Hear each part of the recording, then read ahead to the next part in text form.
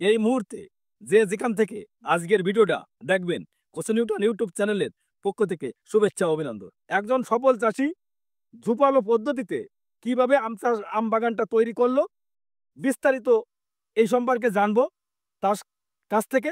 দর্শক সবাই সাথে থাকেন। কেমন আছো? আমি ভালো আছি। এই ঝুপালো পদ্ধতিতে আম চাষ কেন করলে? আ আসলে ঝুপালো পদ্ধতিতে এই যে আম চাষ, এটা আমাদের এই কনসেপ্টটা আমাদের উপজেলা কৃষি অফিস থেকে আমরা শিখছি। আর এইটা মূলত আমরা YouTube এ যেটা দেখি উন্নত বিশ্বে আসলে এভাবে চাষাবাদ হয়। তাই দেখে আরকি স্যারদের সাথে পরামর্শ করে আমাদেরও ইচ্ছা ছিল। এখন এই টোটালি এটা উপজেলা কৃষি অফিস থেকে ট্রেনিং এর মাধ্যমে আমরা এটা শিখছি। আচ্ছা, ঝুপালো পদ্ধতিতে ১ বিঘা জায়গায় কতগুলো গাছ লাগানো যায়? এটা মোটামুটি ১০ ফিট বাই ১০ ফিট দূরত্বে রোপণ করতে হয়। ১ বিঘা তো এরকম ১৫০ কি ৬০ পিস এরকম আসে। ১৫০ থেকে ৬০ পিস লাগে। ওইরকম।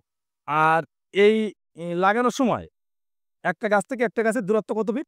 এটা আমরা ১০ ফিট দূরত্বে দিয়েছি। আর লাইন থেকে লাইনের দূরত্ব মানে আপনার আড়ে দিকে দুটোই আমরা ১০ ফিট ১০ ফিট বাই ১০ ফিট এর দূরত্বে দেব। আচ্ছা, আর এই ঝোপালো যে পদ্ধতিটা, এই যে গাছ একদম মানে ছাতার মতো হইছে, এর ম্যাজিক গুলো একটু বলতে হবে। এর ম্যাজিক গুলো আসলে এটা মানে আম গাছ সাধারণত রোপণের পরে আমরা যদি প্রুনিং করি, প্রুনিং করলে যেটা হয় শাখা প্রশাখা বেশি হয়, হ্যাঁ? আম গাছ তো এগুলো কি বলা হয়? এরা তো আর কথা বলতে পারে না। মানে এটা যখন রোপণ করে রাখবো, রাখার পর এরা শুধু উপরের দিকে বাড়তে থাকে। এক্ষেত্রে মনে করেন যে আমরা যখন ১ম এ চারা রোপণ করেছিলাম তখনই আমরা এখানে যেটা করেছিলাম আমরা একটা গাছ যখন এনেছিলাম একটাই শাখা ছিল, হ্যাঁ? বেশ ৫ ফিট উঁচু ছিল। আমরা যেটা করি ফার্স্টে চারাটা রোপণ করি। করার ৬ মাস যখন বয়স হয় তখন এই আ যে চারা আছে ওই চারার শিকড়টা যখন আমরা দেখছি আমাদের নিজ মাটিতে আরকি লাগছে, তখন এটাকে আপনার ওই ৬ ফিট মতো হাইট হয়। হওয়ার পরে আমরা দেখি যে এটার কোথায় আপনার গ্রাফটিং আছে। জাস্ট মাটি থেকে ২ ফিট ২.৫ ফিট উপরে আপনার ইয়ে থাকে গ্রাফটিংটা থাকে। আ সেই গ্রাফটিং এর জাস্ট ৬ থেকে ৭ ইঞ্চি উপরে কিন্তু আমরা ১ম কাটিংটা দিই। কাটিংটা দেওয়ার পরে যেটা হয় যে শাখাতে একটা ছিল, মাথাটা কাটলে এক থেকে কিন্তু অনেকগুলো মুকুল বের হয়। আমরা ও থেকে মাত্র ২ টা রাখি। মানে একটা মাথা থেকে আমরা ফার্স্টে ২ টা বের করলাম। করে এবার অনুরূপভাবে ওই ২ টা থেকে ৪ টা, ৪ টা থেকে ৮ টা ওইখান থেকে আমরা মূলত জ্যামিতিক হারে বাড়াতে থাকি। ১ থেকে ২, ২ থেকে ৪ এভাবে করতে, করতে যদি আপনি ৩ থেকে ৪ বার কাটিং করেন তাহলে গাছ কিন্তু এরকমই হয়ে যাবে। এরকম যত্ন নয় তো। তা যখন কাটিংটা করা হয়, কাটিংটা করে ওখানে কি কোনো ওই স্প্রে-টেরে করা লাগে? যেহেতু এখান থেকে কাটলে আছে ইনফেকশন টার কোনো ভয় আছে কিনা? হ্যাঁ, ছত্রাকনাশক আসে। এক্ষেত্রে আমরা ইয়ে করি যখন কাটি, কাটার পর আমরা চুন এবং তুতের একটা মিশ্রণ আছে এটাকে বলে বৈদ্য পেস্ট, হ্যাঁ? যতটুকু চুন ততটুকু আপনার তুতে এবং ঠিক অতটুকু পরিমাণ পানি দিয়ে আমরা নাড়তে থাকি। যখন পেস্ট আকারে হয়ে যায় তখন সেটাকে বলা হয় বৈদ্য পেস্ট। তো কাটা যে স্থান ওখানে আমরা বৈদ্য পেস্টটা দিয়ে দিই। আর এখন এই বড় অবস্থায় এখন যখন কাটিং করি এখন আমরা ইসের আপনার এখানে তো আর ওইভাবে দেওয়া সম্ভব হয় না। এখানে ছত্রাকনাশকটাই স্প্রে দেয়া হয়। ছত্রাকনাশকটা মাঝে, মাঝে স্প্রে করতে হয়। এখন এই গাছটার বয়স কতদিন?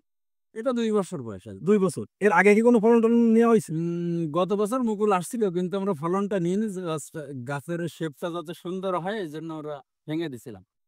মানে যেমন হচ্ছে ১৮ বছর নিচে হচ্ছে মেয়ে ছেলে বিয়ে দিলেই হচ্ছে বাচ্চা-কাচ্চা হলেই অপুষ্টি হয়। এক্সাক্ট। এই গাছের ক্ষেত্রেও তাই। গাছের ফুল ক্ষেত্রে না হলে আসলে যদি ফল নেওয়া হয় অপুষ্ট হওয়াটাই স্বাভাবিক। আচ্ছা, তাহলে এখন এর আর কি, কি পরিচর্যা আছে? এই সামনে তো আপনার এই আমটা আসবে, মুকুল আসবে। তা মুকুল আসার কি, কি পরিচর্যা আছে? আমরা মোটামুটি এখান থেকে আরো ১৫ থেকে ২০ দিন পরের ফুল আপনার ট্রিটমেন্টে চলে যাব। এখানে আমরা যেটা দেব, ফার্স্টে আমরা কীটনাশক দেব। কীটনাশক দিলে কি হবে? এখানে যত রকম পোকামাকড় আছে, হ্যাঁ? কীটনাশক এবং ছত্রাকনাশক এটা একসাথেই দিই আমরা। একসাথে স্প্রে দিয়ে দেব। যত পোকামাকড় আছে সবগুলো যখন ক্লিয়ার হয়ে যাবে তখন এই যে গাছের যে মুকুল এগুলো কিন্তু একদম স্বচ্ছ চকচকা হয়ে যাবে। যাওয়ার পর তারপরে আস্তে, আস্তে আপনার যখন মুকুলের দিকে আসবে তখন একরকম ট্রিটমেন্ট, যখন ফলে আসবে তখন একরকম ট্রিটমেন্ট। জাস্ট এরকম। আর এই এখন দেখতে পাচ্ছেন যে আমবাগানটা এরকম আছে। এখন কিছুদিন পরে হালকা পানিও দিয়ে দেব। এইভাবে আরকি ট্রিটমেন্ট করা হবে। সনাতন পদ্ধতিতে না করে এই যুবালো পদ্ধতিতে করে এর লাভটা কি? হ্যাঁ, আসলে এটার লাভ হচ্ছে অ্যা আমাদের দেশে আমাদের সাধারণত এখন আমরা যেটা চাচ্ছি আমরা তো বিভিন্ন রকম সবজি যেমন এখন বিদেশে যাচ্ছে মানে এক্সপোর্ট হচ্ছে। তো আমরা চাচ্ছি যে ফলও কিন্তু অদূর ভবিষ্যতে যাবে। ঠিক আছে? এখন আমরা যদি না করি এগুলো আসলে তো করতে তো হবে কেউ না কাউকে। এখন বিদেশে যখন পাঠাতে হয় তখন কিন্তু বেশ কিছু মানে দিক আরকি ফলো করতে হয়। তার ভিতরে যেটা আসে যে আমাদের কিন্তু আমের ব্যাগিংটা অবশ্যই করা লাগে। আ তো এক্ষেত্রে যদি মনে করেন যে গাছগুলো না বড় হয়ে যায়, উঁচু হয়ে যায় সেখানে যেয়ে কিন্তু ব্যাগিং করা সম্ভব হয় না। আ ওই একটা। আর দ্বিতীয়ত যেটা সেটা হচ্ছে যে আম গাছের পরিচর্যা আপনি মাটিতে দাঁড়িয়ে যেমন করতে পারবেন, উপরে যেয়ে কিন্তু যদি আপনার গাছটা ৫০ ফুট উঁচু হতো কি ৩০ ফুট উঁচু হতো, ওখানে যেয়ে কিন্তু ওইভাবে স্প্রেও দেওয়া যায় না, ওইভাবে পরিচর্যাও কিন্তু করা যায় না। আ এক্ষেত্রে মনে করেন যে আমরা বেশ কিছু দিক দেখে আর আমরা যেহেতু এই কাজটা একদম আ আধুনিক একটা কাজ, একদম বাংলাদেশে ১ম দিকে আরকি আসছে। এরকম আমরা ১ম দিকে কোনো কিছু আসলে আমাদের উপজেলা কৃষি অফিসে আসে। ওনারা আমাদেরকে দিক নির্দেশনা দেয়। আমরা মাঠে এগুলো বাস্তবায়ন করার চেষ্টা করি। এক কথায় বলা যায় যে সনাতন পদ্ধতিতে থেকে বেরোয় আসে হচ্ছে এই যুবালো পদ্ধতি। এটা আছে একটা লাভজনক একটা। আশা রাখি যে এটা লাভজনক একটা আপনার পদ্ধতি হবে। তাহলে আমাদের সঙ্গে সময় দেওয়ার জন্যে অনেক, অনেক ধন্যবাদ। আপনাকেও ধন্যবাদ জানাচ্ছি। আজকের ভিডিও এখানেই শেষ করলাম। সবাই ভালো থাকেন, সুস্থ থাকেন। ধন্যবাদ।